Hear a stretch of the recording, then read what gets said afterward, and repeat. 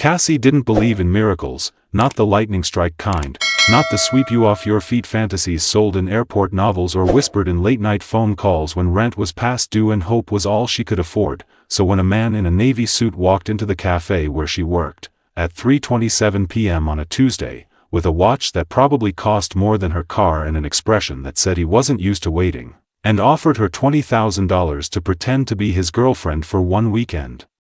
she assumed it was either a scam or a joke, because things like that didn't happen to girls like her, girls who wore aprons that never quite got clean, girls who were smart enough to graduate but too broke to finish, girls who smiled at strangers like their lives depended on it because some days, they did, and yet there he was, seated at the far corner booth with a contract in his briefcase and a voice like cold whiskey, telling her that his younger brother was getting married and that it would be complicated if he showed up alone, and Cassie, still holding her tray of half-wiped glasses, said, "You want me to fake date you for your brother's wedding?" And he just nodded, not embarrassed, not amused, just direct, "Yes, and I'll pay you up front, no strings, no expectations, just discretion." And she laughed. Once, short, sharp, because what else could you do when your reality suddenly bent sideways? But when she asked why her, of all people, he didn't blink, just said, "You're ordinary." Enough to be believable, but not forgettable, and she wasn't sure whether to be insulted or intrigued, but the words hung in her chest for hours afterward, even after he left a card with his number and walked out like he hadn't just upended her week, and she told herself to throw it away, to forget it, to stop dreaming about what it might feel like to step into a world where people wore tailored suits and didn't have to count coins for bus fare. But then her phone rang, and it was the hospital.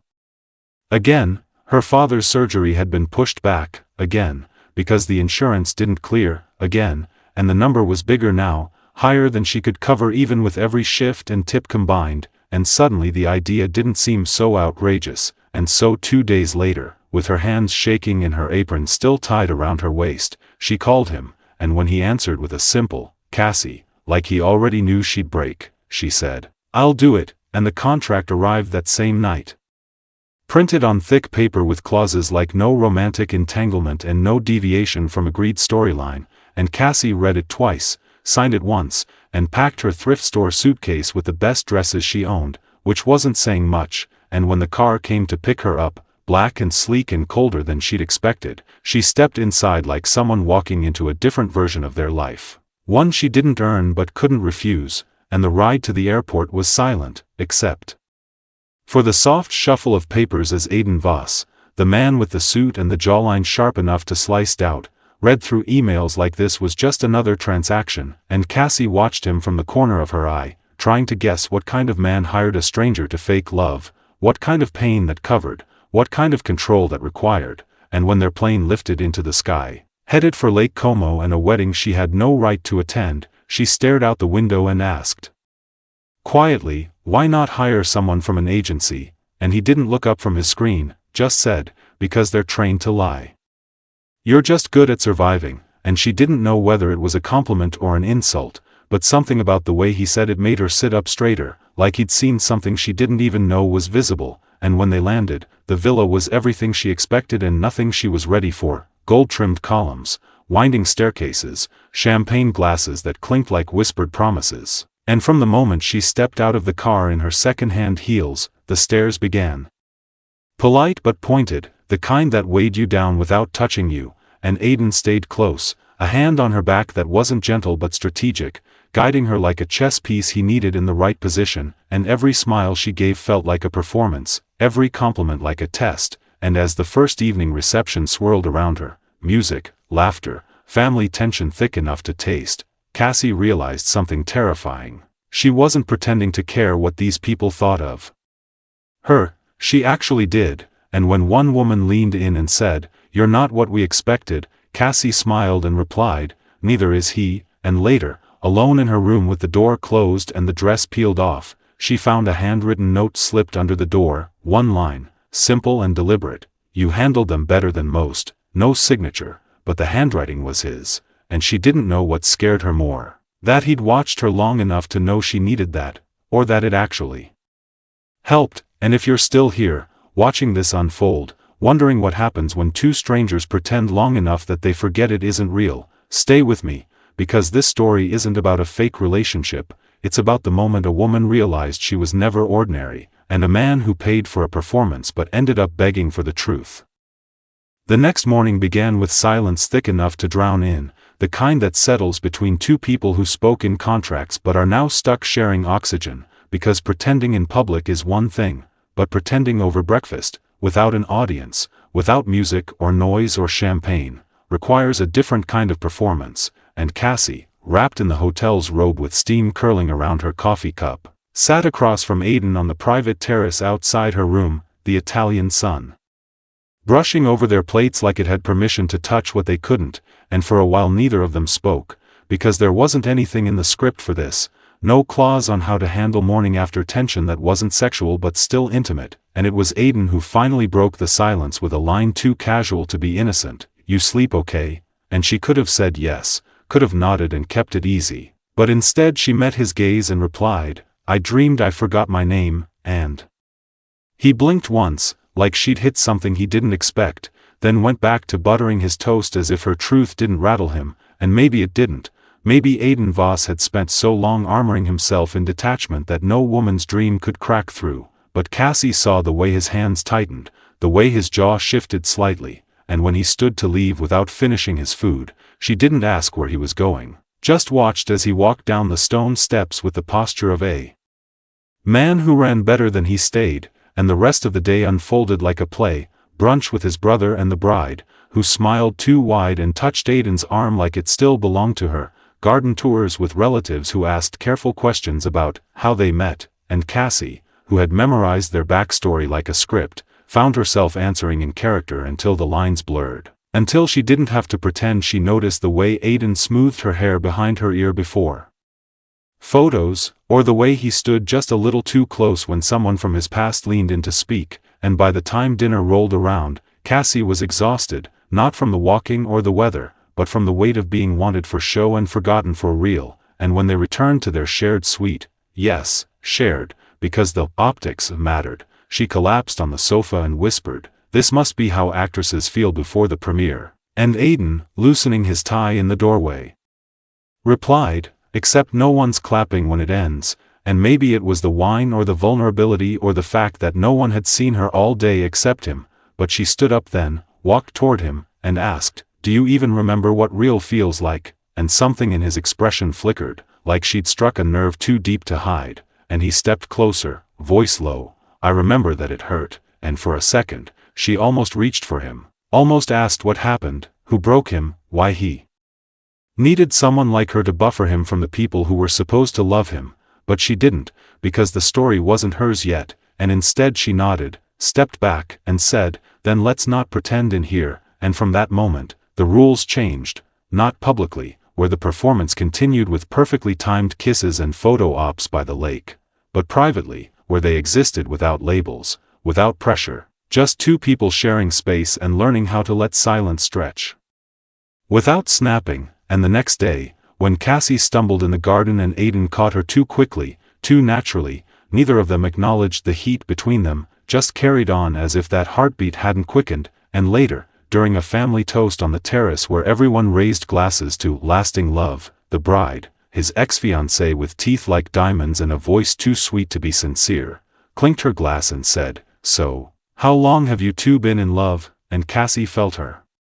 breath catch, not because she didn't have the answer, but because she didn't know how much of her silence he would recognize, and Aiden didn't miss a beat, just turned to her, fingers grazing the back of her chair, and replied, "Long enough to know this feels like home," and for a man who didn't do feelings, didn't do vulnerability, didn't even drink at his own brother's celebration, that answer was so quietly devastating that Cassie forgot for a moment they were acting, and maybe so did he. Because afterward, when the party moved inside and music filled the halls and bodies swayed under chandeliers, Aiden asked her to dance, not for the crowd, not for the show, but for them, and as his hand found the small of her back and their feet moved in rhythm, Cassie realized something she wasn't ready to admit, that she wasn't faking the flutter in her chest. The way her body leaned into his like it remembered something her mind hadn't caught up to yet, and when the song ended and he stepped back slowly, almost reluctantly, she turned away first, not because she wanted to, but because staying would have meant surrendering, and she wasn't sure if he'd catch her or walk away, and that night, alone on the balcony with only the lake and her thoughts for company, she wondered if this was how it started for him with the last woman, confusing performance with reality until both unraveled, and just as she was about to head inside, a voice behind her said, "You don't have to stay in character. When it's just us," and she turned to find him there, barefoot, holding 2 mugs of tea, and for a moment, everything was still, 2 people on the edge of something neither of them could name yet, pretending not to fall. They kept pretending like it didn't mean anything, like every glance didn't linger a little longer than it should, like the tension in the spaces between their sentences wasn't tightening around them with each passing hour, but by the 3rd day of the wedding week, the act was starting to unravel in ways neither of them dared address, and it wasn't because they slipped up in public. If anything, their performance had sharpened under pressure, their smiles perfectly timed, hands brushing at the exact right moment, laughter that almost sounded real echoing off marble walls, but it was the quiet that was getting dangerous, the way they started talking like real people when no one was around, like strangers with shared secrets rather than co-workers bound by a contract. And that morning, as Cassie sat beside Aiden in a horse-drawn carriage en route to the vineyard tour, a romantic group excursion arranged by the bride's family, they were both too tired to pretend anymore, too wrapped in each other's silence to notice the fake gestures everyone else was performing around them, and Cassie caught herself watching him when he wasn't looking, studying the lines near his eyes, the way his mouth held a thought before he said it, the way his fingers tapped out patterns on the seat like he was trying to memorize the rhythm of discomfort, and for the first time, she wanted to ask about his life, not the curated version, not the press release, but the real one, the one with bruises and guilt. And choices he didn't talk about, and maybe he felt it too, the shift, because when they arrived at the vineyard and everyone poured out, giggling in heels and suits too expensive to wrinkle, Aiden pulled her aside, away from the group, past a row of olive trees, into the shade where no one could hear them, and said, "There's something you should know," and her heart did that annoying thing where it sped up without permission, because she didn't know what she was expecting, a confession, maybe.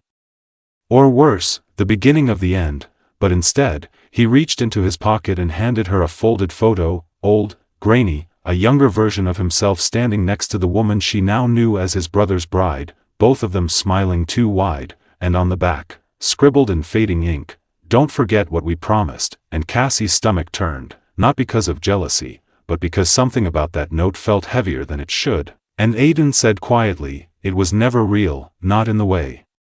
people think. Our families pushed us together, and we went along with it because it was easier than disappointing them," and Cassie stared at the photo again, then back at him, searching for the part of him that still grieved that promise, but all she saw was exhaustion, and maybe, just maybe, the beginning of relief, and she asked, "Then why bring me here? Why now?" And he looked away, eyes on the vineyard stretching into the horizon, and replied, "Because I needed to prove something, to them, to her, to myself, that I could choose something different," and Cassie nodded slowly, words catching in her throat, because there was too much truth in that sentence, and she wasn't sure how much of it belonged to him or to her, and when they rejoined the group, everything felt louder, faker, shinier, like walking through a world made of glass, and she tried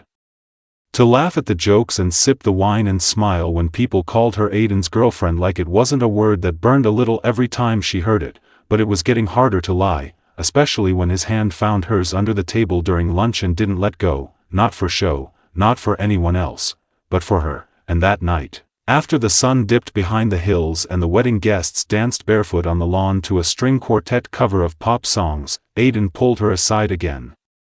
This time with a look she hadn't seen on his face before, something almost vulnerable, and said, "I want you to meet someone," and she followed him without hesitation, past the courtyard and into the smaller guest house where an older woman sat curled up with a blanket, a soft scarf wrapped around her hair, and Aiden said gently, "Cassie, this is my mother," and it took her a moment to recover, because he'd never mentioned her, not once, and the woman looked up with eyes that had the same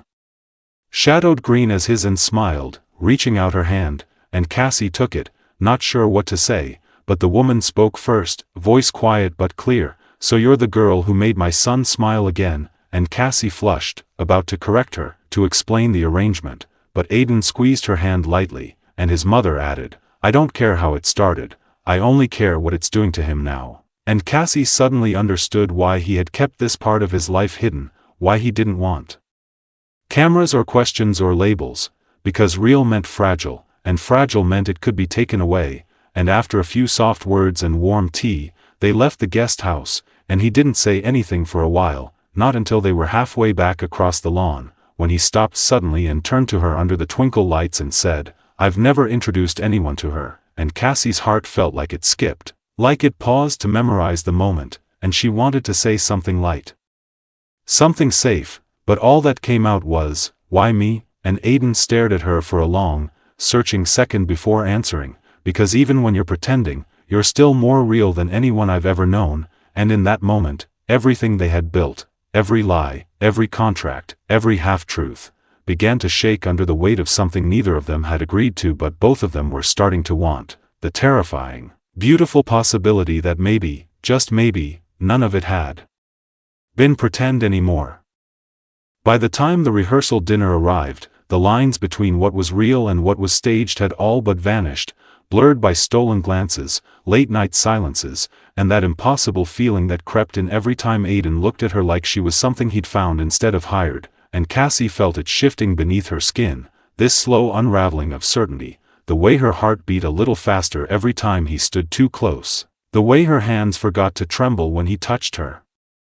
Without thinking, like his body had already decided the truth before his mind caught up, and maybe she should have pulled back, reminded herself that this was temporary, a performance with a deadline, but it was hard to remember that when he kept choosing her in moments no one else could see, like that morning when he found her alone in the library, hair still damp from a rushed shower, reading the same paragraph 3 times without absorbing it, and instead of speaking, he just sat beside her. Slid a coffee across the table without a word, and stayed, and that presence, so quiet, so constant, was more intimate than anything he could have said, and when she asked him why he was always up before everyone, he said, "Because I like the silence before the world expects anything of me," and for a moment, she felt like they were both just two people learning how to breathe again, but the rehearsal dinner was different, bigger, louder, full of legacy and wealth and eyes that judged even when they smiled, and Cassie wore a dress she could never afford, heels that pinched, and a mask she thought she'd already taken off, and Aiden stayed close, his hand at her lower back, his voice low and careful, but something was off. His brother kept staring, the bride kept sipping her champagne like it was armor, and the tension in the room felt like it was about to split open, and it did, not with a bang, but with a toast. Aiden's father, silver-haired and sharp-tongued, stood and raised his glass, said something about family loyalty and the right kind of women, and then looked straight at Cassie and added, "We all play roles, don't we?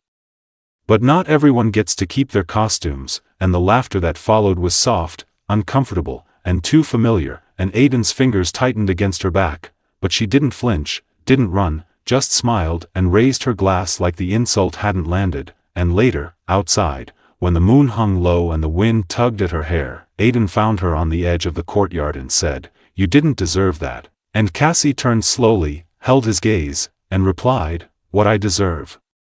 isn't part of the contract," and he looked like he wanted to say something, maybe everything, but instead he asked, "Then what are we doing?" And her voice broke, just slightly, "I don't know," and he stepped closer, close enough that her breath caught, and said, "Because I think about you even when I'm not supposed to." And she whispered, "You hired me, Aiden," and he said, "I know," and she whispered again, "But you look at me like you didn't." And for a moment the world paused, and he kissed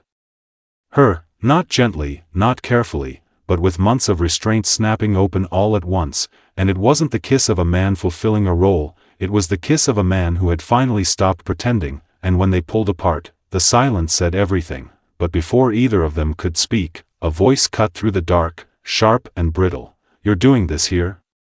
And there stood his brother's bride, arms crossed, eyes glinting with something between jealousy and triumph, and Cassie froze, the illusion crashing down in pieces, but Aiden stepped in front of her and said, "Don't talk to her like that," and the woman laughed, low and cruel, "She's a prop, Aiden.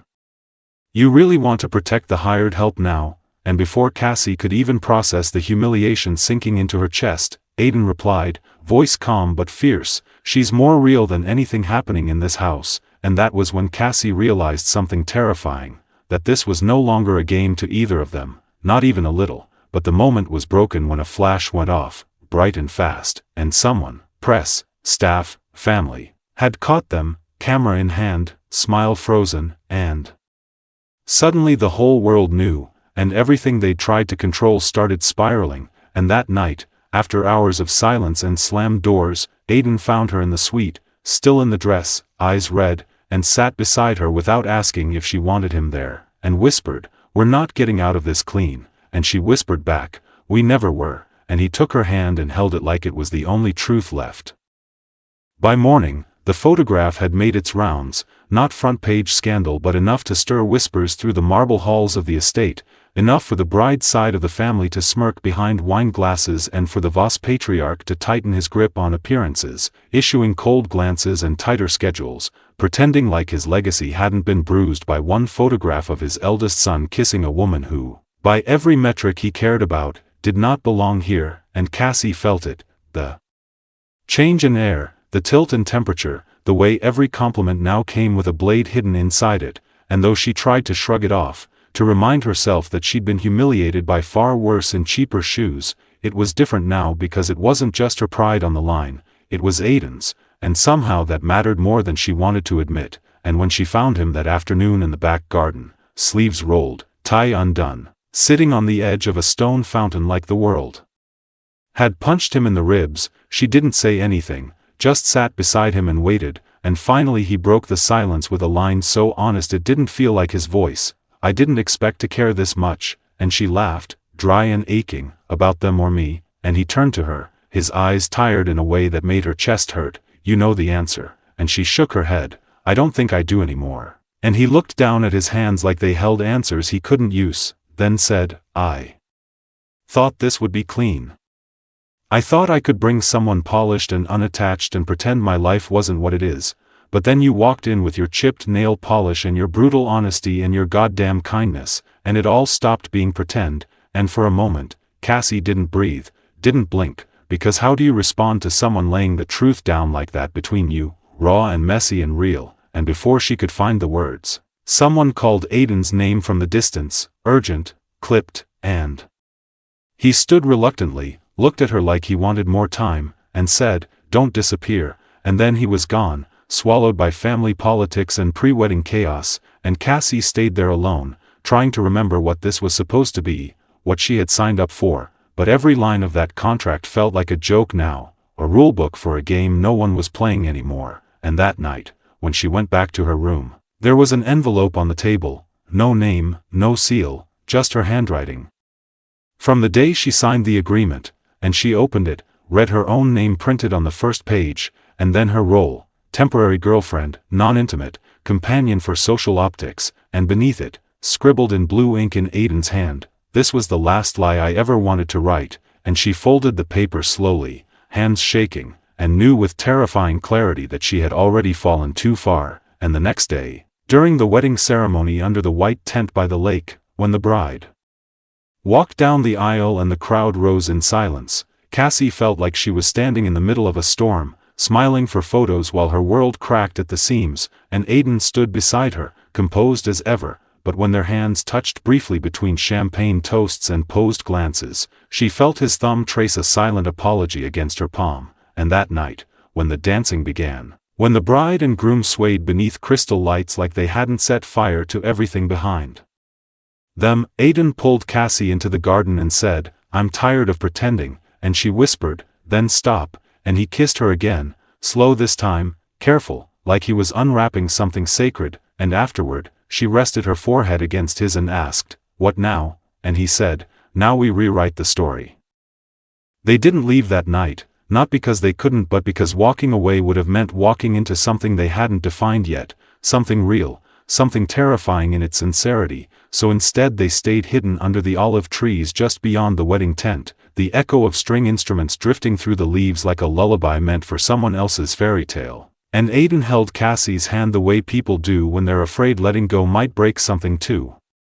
fragile to fix, and she didn't speak for a long time, because even though she had so many words stored behind her teeth, none of them were safe enough to release, and when she finally did speak, it came out softer than she meant. you say you want to rewrite the story, but people like me don't usually make it into the next chapter, and Aiden didn't flinch, didn't offer platitudes, just looked at her like her brokenness was something he understood, something he carried too, and said, then. Maybe it's time the story stopped following someone else's rules, and they stood like that in the dark for a while, hearts beating in quiet conversation, and when they finally returned to the villa, the party had begun to thin, laughter quieter now, the bride and groom already vanished to whatever private world they'd built on performance and denial, and as they slipped upstairs to the suite they now barely pretended to use as actors, Aiden stopped just before opening the door and said,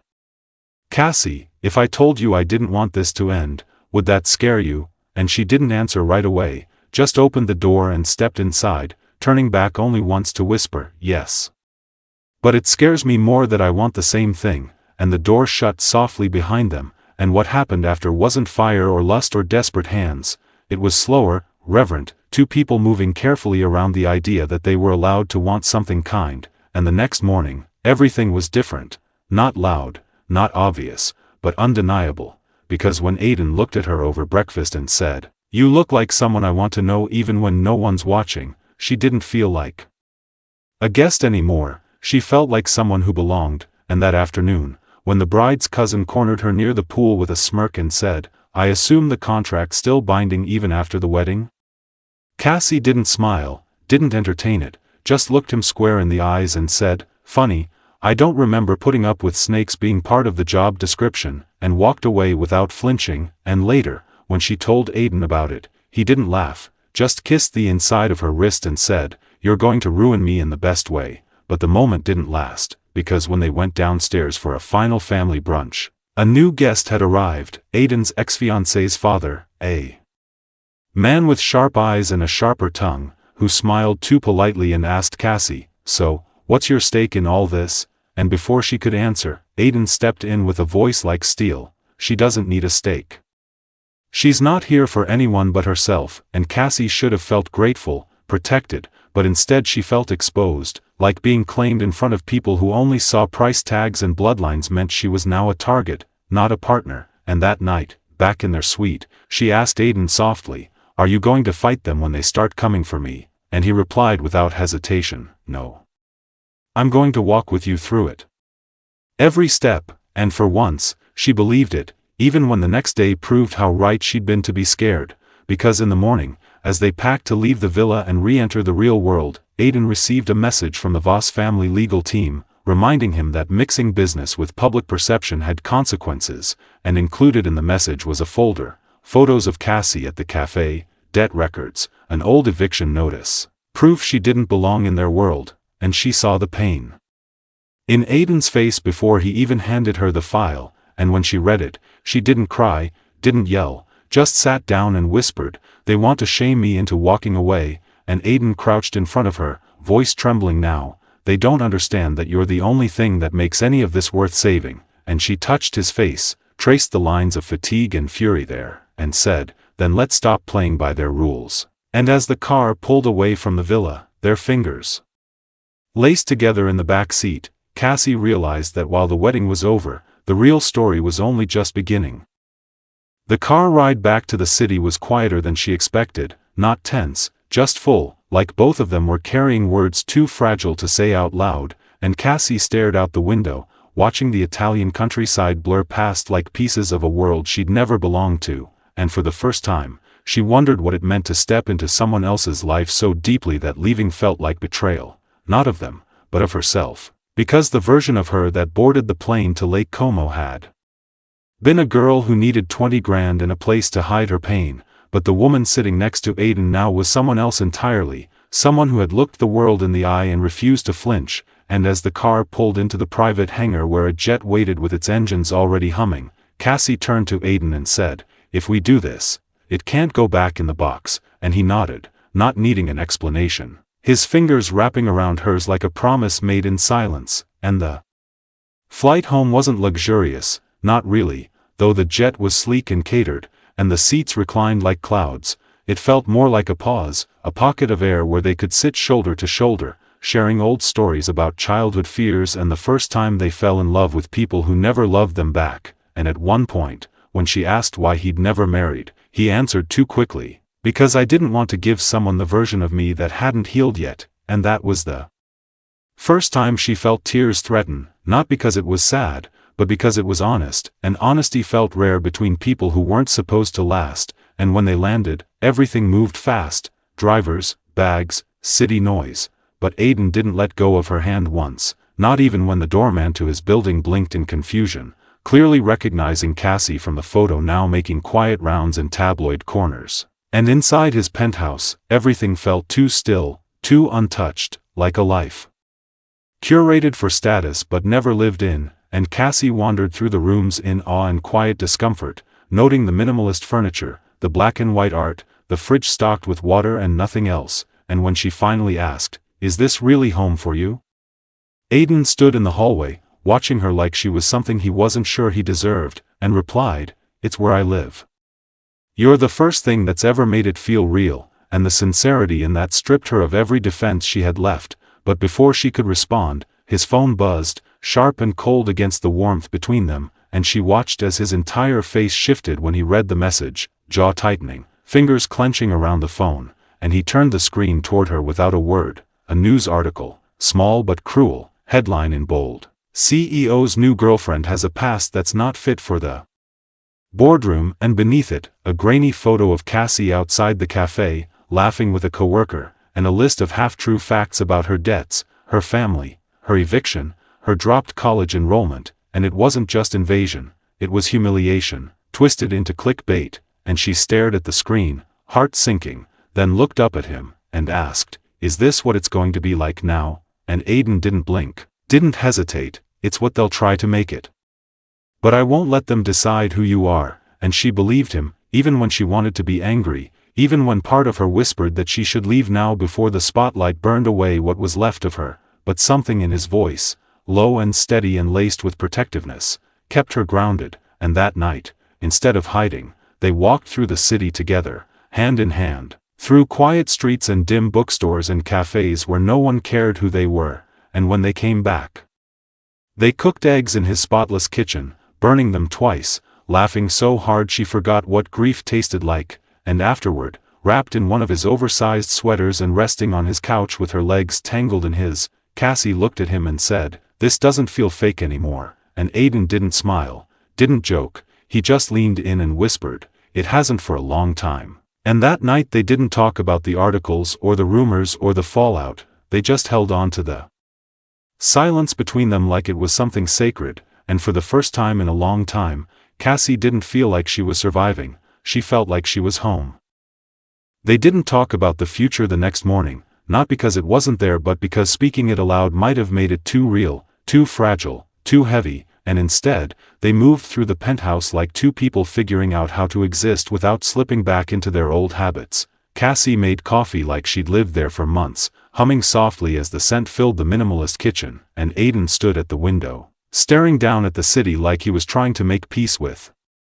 what it had become now that she was part of it. And when they finally sat across from each other at the Marble Island, there was no small talk, no performance, just two mugs between them and the slow, deliberate air of people who knew the stakes had changed, and Cassie broke the silence first, her voice steady but low, "I never wanted to be someone you had to defend," and Aiden looked up sharply, brows drawn, "You're not, Cassie.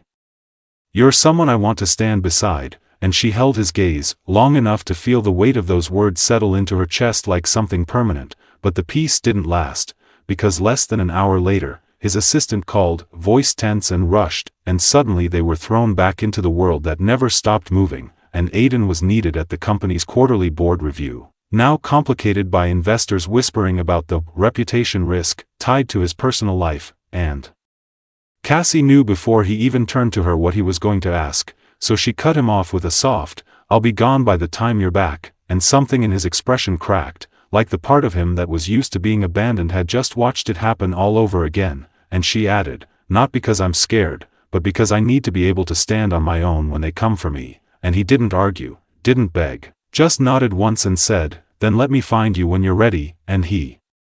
kissed her forehead like it was a promise, and she left, heart aching, cab pulling away as he stood at the building's entrance, shrinking in her rearview mirror like a memory she hadn't figured out how to hold yet, and the city felt colder without him, harsher, even though it was the same streets she'd always known, and she didn't go back to the café, couldn't, not with the articles still circulating, and instead, she stayed with an old friend from college, someone who didn't ask too many questions, just handed her a blanket and a set of keys and said, "Heal on your own time," and over the next few days, Cassie did just that, walking the streets, journaling late into the night, taking phone calls from her dad who reminded her gently that surviving wasn't the same as living, and then, on the fourth day, she opened her inbox and found an email she didn't expect, an anonymous tip, subject line, "You're not the only one they've tried to bury," and inside were files, documents, screen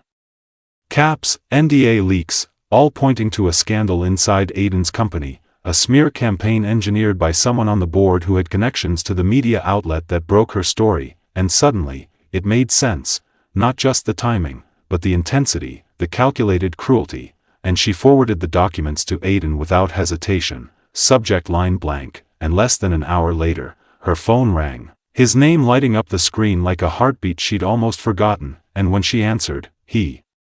said nothing for 3 seconds, just breathed, and then, "I knew it wasn't a coincidence," and she replied, "They used me to get to you," and he said, "And they're about to regret it," and for the first time, she heard something new in his voice, not anger, not fear, but resolve, and when he asked if he could see her, she hesitated, only for a second, before whispering, "Come to the bookstore," and 30 minutes later, he walked in, no suit, no tie, just jeans and a soft sweater and eyes that found her instantly, and the way he looked at her, like he was stepping into sunlight after weeks of rain, made her want to cry, but she didn't, not yet, just walked up to him and said, "So what now?" and he pulled her into his arms, right there between the poetry aisle and the discounted cookbooks, and said, "Now I clean up the mess they made of your name, and when that's done, I ask you if we can start over, without pretending." And Cassie held him tighter, buried her face into his chest, and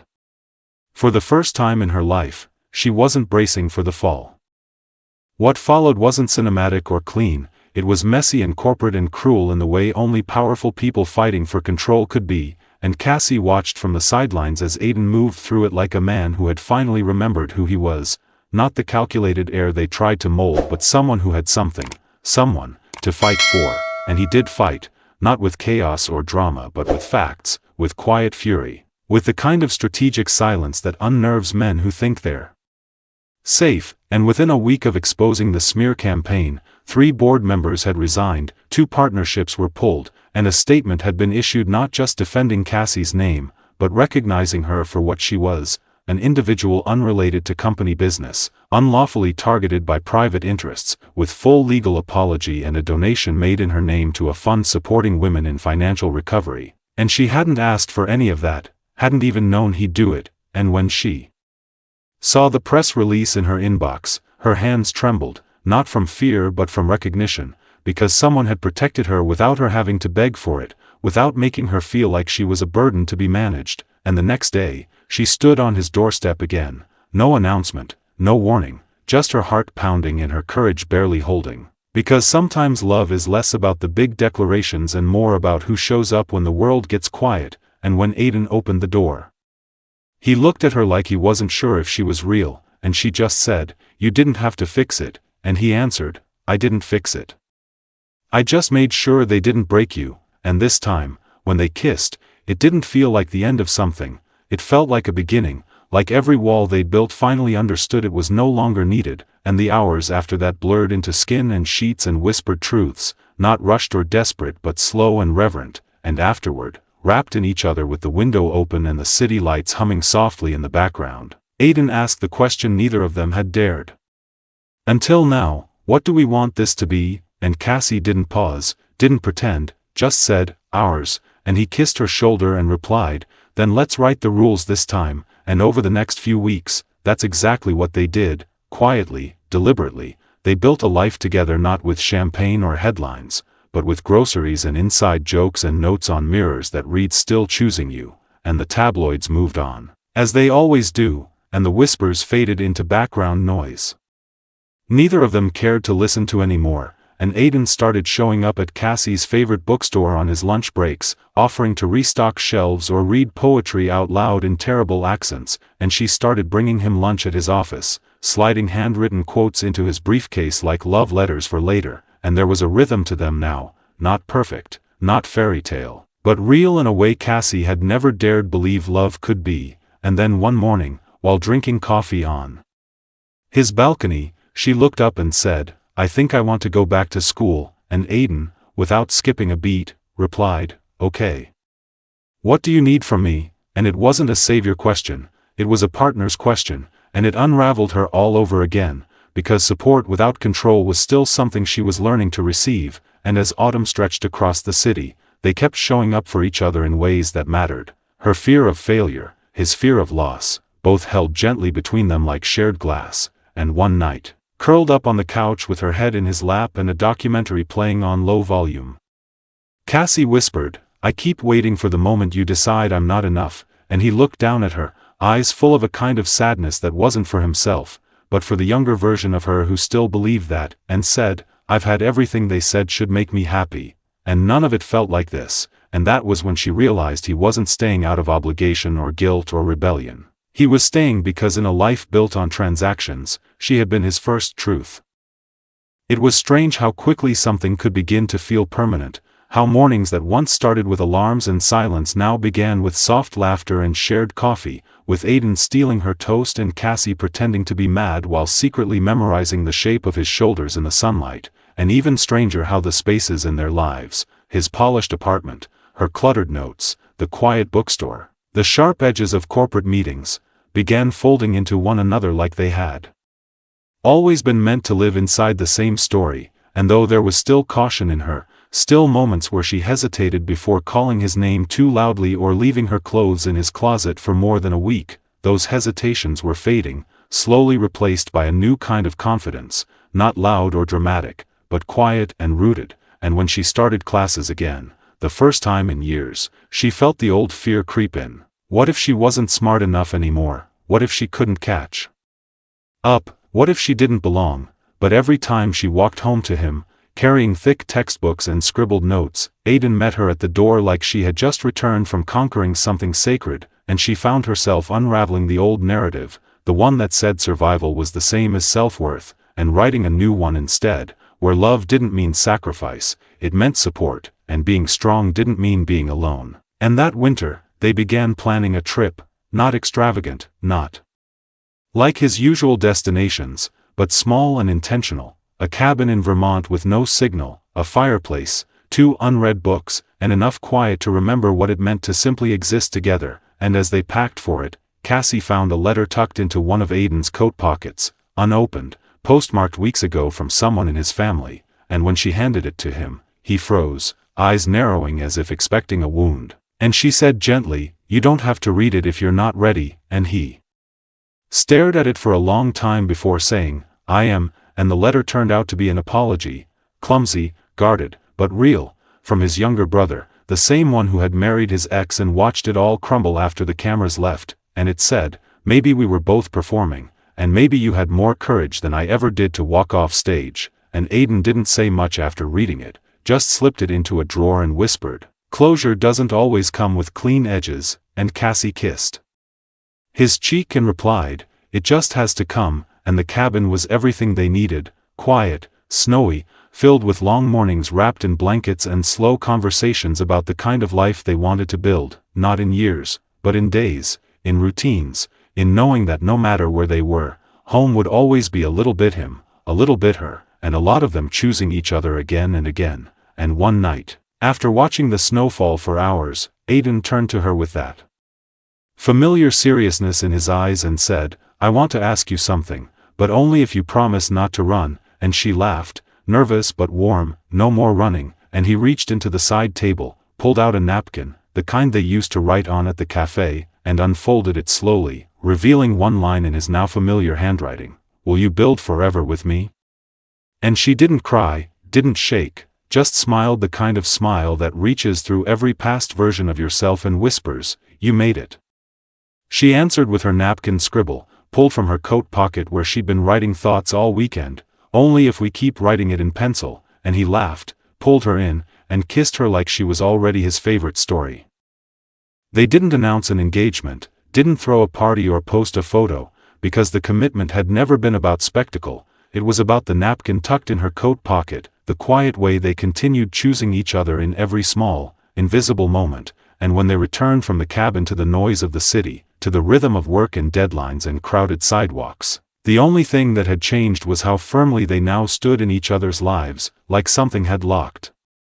into place, not because they said so but because it had already been true for a while, and Cassie went back to school with a deeper calm, like she wasn't carrying the weight of proving herself anymore, and Aiden stepped back from the press and investor calls, not to run away but to refocus, to rebuild a company culture that didn't rely on perception but purpose, and though the world around them still buzzed with expectations and headlines, they moved inside it differently now, less like performers, more like authors. And on nights when Cassie came home with tired eyes and ink on her fingers, he'd meet her at the door, not with flowers or fanfare but with soup already simmering and the playlist she liked humming low through the kitchen, and she'd lean into him, breath tangled with gratitude, and whisper, "I didn't know it could feel like this," and he'd say, "I think that's the point," and they lived like that, softly and steadily, until one Sunday afternoon, while organizing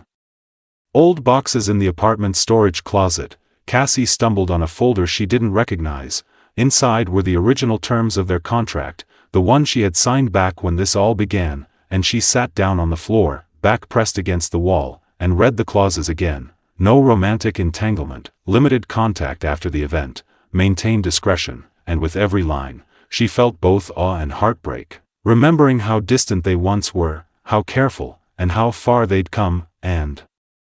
when Aiden found her there 10 minutes later, paper in hand and eyes far away, he didn't panic, just knelt beside her and said, "That feels like another lifetime," and she looked at him, really looked, and said, "Do you think we ever would have found this without it?" And he paused, then shook his head. "I think I needed the lie to see the truth," and she folded the contract back up, slipped it into the bottom of the box, and whispered, "Let's never forget where we started.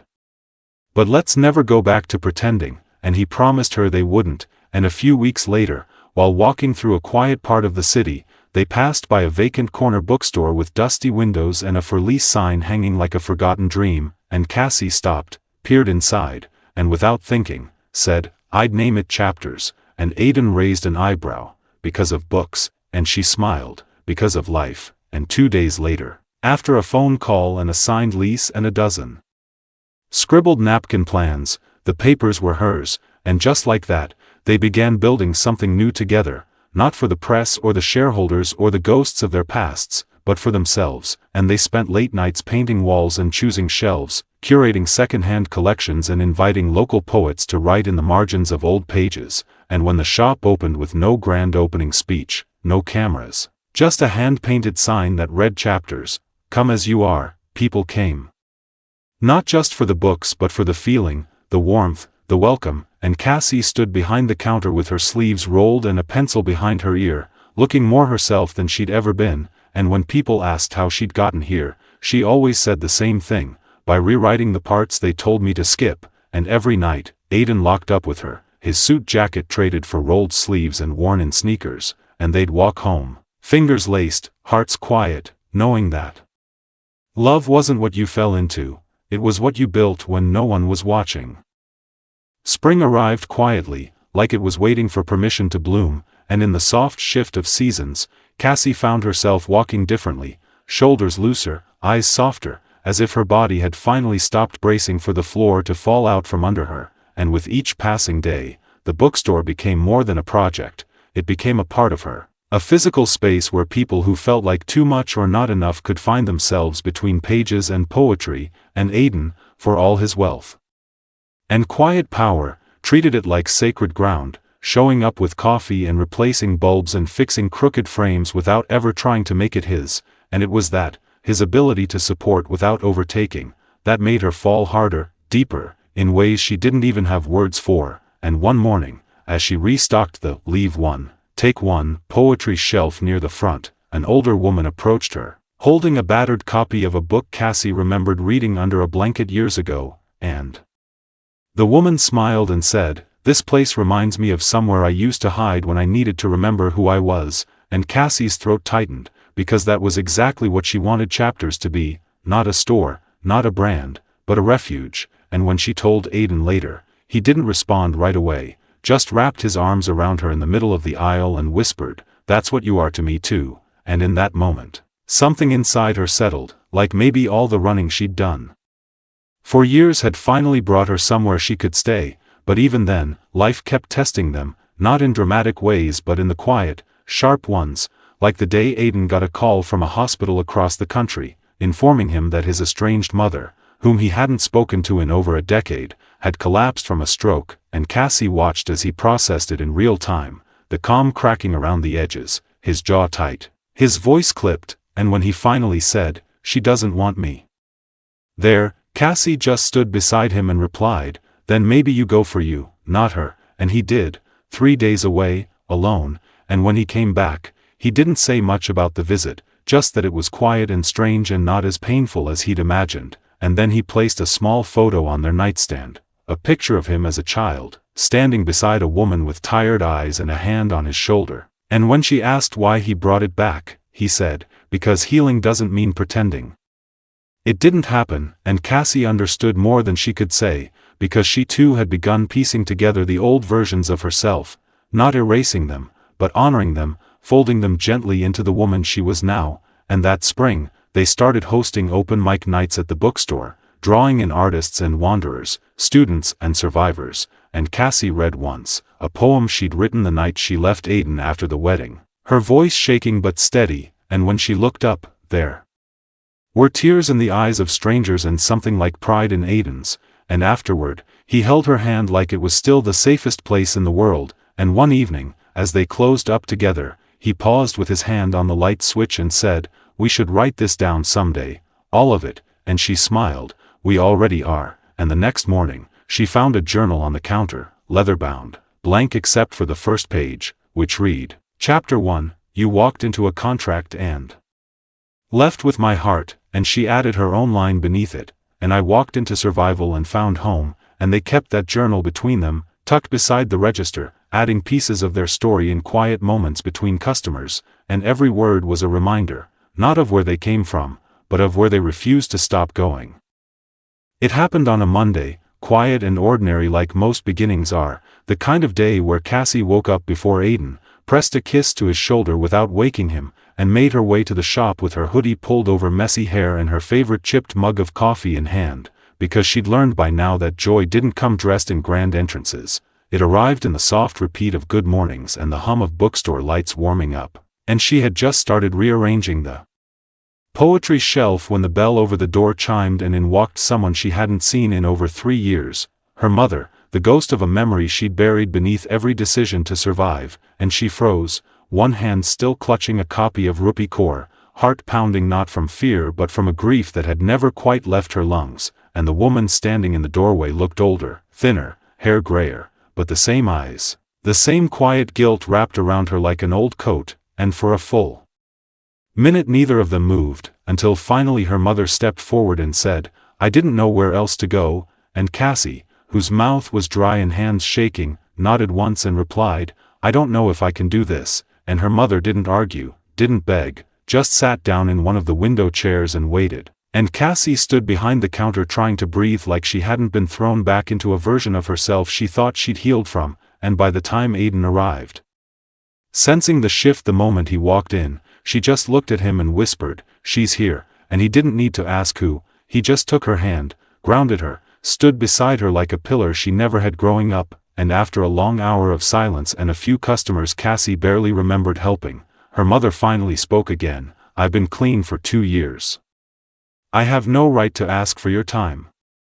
I just wanted you to know that I never forgot you," and Cassie, whose throat burned with years of abandonment and longing and every holiday she spent wondering if her mother was alive, whispered, "You don't get to disappear and then just walk into my peace," and her mother nodded slowly, "I know," and that was the only thing that saved the moment, the acknowledgement, the absence of denial, and Aiden didn't say anything until later, when they were back home and Cassie sat curled on the couch, with her knees to her chest, and he brought her tea, sat beside her, and said, you don't owe anyone forgiveness, and she looked at him, exhausted but clear, and replied, but I owe myself freedom. And the next day, she met her mother at a park bench and just listened, didn't try to fix anything, didn't promise anything, just offered presence, and somehow that felt like enough. And as the weeks passed, her mother came by once or twice, never lingering, never pushing, and it was messy and slow. But it was real, and Cassie began to feel something she hadn't expected, relief, not because everything was repaired, but because the weight of not knowing had finally lifted. And that spring, something else shifted too. Her classes came to an end, and she presented her final paper on narrative identity and the power of reclaiming your own story. And when she stood at the podium and spoke, her professor teared up. Not because the writing was perfect, but because the voice behind it was undeniable.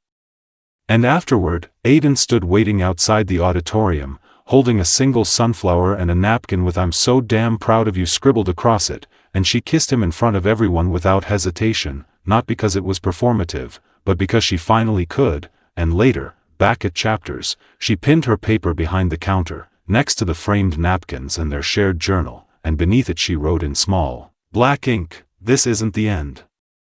It's the middle of a story we never thought we could write." Customers started stopping to read it, quietly, reverently, like it permitted them to start their own stories too. Cassie realized then that she wasn't just healing anymore, she was helping others do the same, and that was more powerful than any apology ever could be. Summer came with the kind of stillness that made you believe things might actually be okay for a while, the kind of light that streamed through bookstore windows and caught in Cassie's hair as she restocked shelves and smiled at regulars who no longer saw her as the girl in the headlines but as the woman who remembered everyone's favorite author and always tucked handwritten notes into the books she wrapped in brown paper. And Aiden, now quieter in his success and louder in his affection, showed up almost every afternoon with something in his hands, a box of pastries, a bouquet of wildflowers, a new idea for their future. And Cassie, who once believed love was something fragile and conditional, had slowly come to understand that real love wasn't loud or showy, it was steady and evolving, it was someone learning your rhythms and never using your wounds against you. And the bookstore was thriving, not in a viral way, but in the way that mattered. People lingered, donated their favorite stories, brought friends, started book clubs that met under string lights in the back room. And one evening, after the last customer left and the sun dipped low behind the skyline, Aiden locked the door and turned to her with that familiar glint in his eye, the one that always meant he'd been thinking too long about something he hadn't said yet. And he pulled a folded piece of paper from his jacket pocket and handed it to her without speaking, and when she unfolded it, she saw the original business plan she had scribbled months ago on a napkin, now typed up, cleaned, with margins full of his handwriting. Expand? Add a writing workshop? Partner with local schools? And at the bottom, in bold ink, tell me how we build this bigger, together. And for a long second she couldn't breathe, couldn't believe that a man like him had taken the time not just to support her dream, but to dream it with her. And she looked up and said, "This started as survival," and he replied, "And now it's legacy." And she kissed him like it was the first time all over again, because sometimes that's what it felt like. Rediscovering the same person with deeper awe. And later that night, curled on the couch beneath the weight of their shared blanket and the silence that only comes from complete peace, she whispered, "Do you ever think about how it started?" And he said, "All the time." But not with regret, and she nodded, "Me neither." And then she laughed softly, "Though you calling me ordinary but not forgettable, still makes me want to throw coffee at your head." And he grinned, "That's how I knew it was you, you didn't flinch." And for a while they just sat like that, wrapped in memory, until Aiden stood and walked to the bookshelf, pulled out a worn volume and opened it to the center, revealing a hollowed-out compartment where a small black box sat quietly. And when he returned, he didn't kneel, didn't make a speech, just held the box between them and said, "I don't want to perform love anymore. I just want to live it." And Cassie, hands trembling for all the right reasons this time, opened the lid to find not a diamond but a band etched with the words they'd scribbled in their journal, "Still choosing you." And she laughed through the tears and said, "Only if you wear a matching one." And he reached into his pocket to reveal the second band, already on his hand, and whispered, "Already do." And they didn't tell anyone right away, didn't post a picture or plan a ceremony, because the decision was the vow. and when they returned to the bookstore the next morning, the first thing she did was pin the ring box inside the cabinet behind the counter, not for show but for safekeeping, and as she opened the shop and welcomed in a girl no older than 20, unsure and wide-eyed and asking if they had anything that might help her figure things out, Cassie handed her a book and a note that simply read, "You are not the mess they made you believe you are," and the girl smiled like maybe she believed it, and that was the moment Cassie realized something vital, that the life she was building wasn't just about healing herself, it was about handing that light to the next girl in line, and maybe that was the point all along.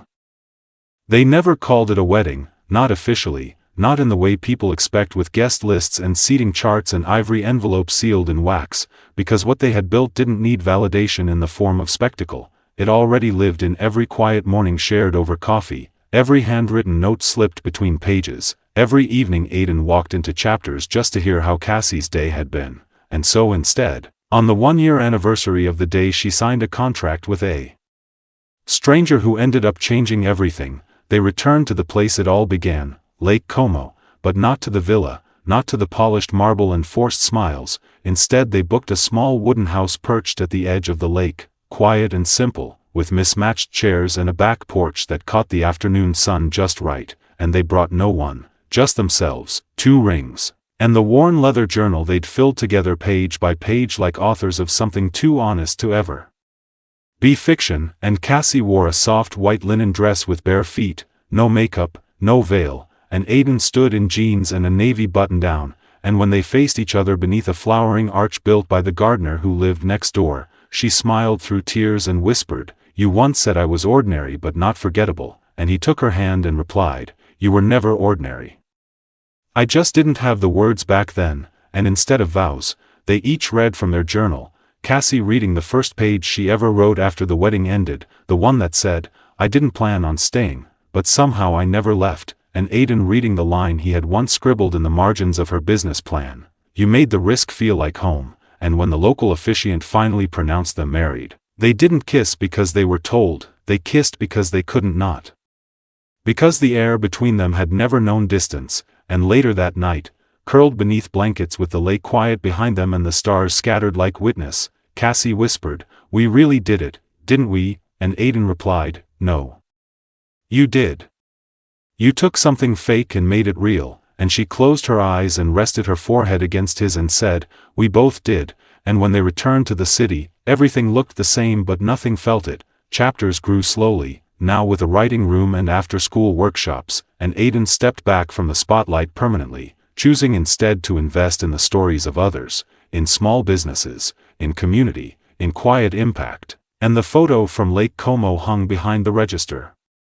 Not a posed shot, but one someone had taken from behind, showing them laughing barefoot, her head thrown back, his hand at the small of her back, 2 people who had unlearned everything they'd been taught about love and written their own rulebook, and every so often, a woman would walk into the shop with eyes that said "I've been through it," and Cassie would slide a book across the counter with a note tucked inside and say, "This one saved me once," and Aiden would watch from the back office,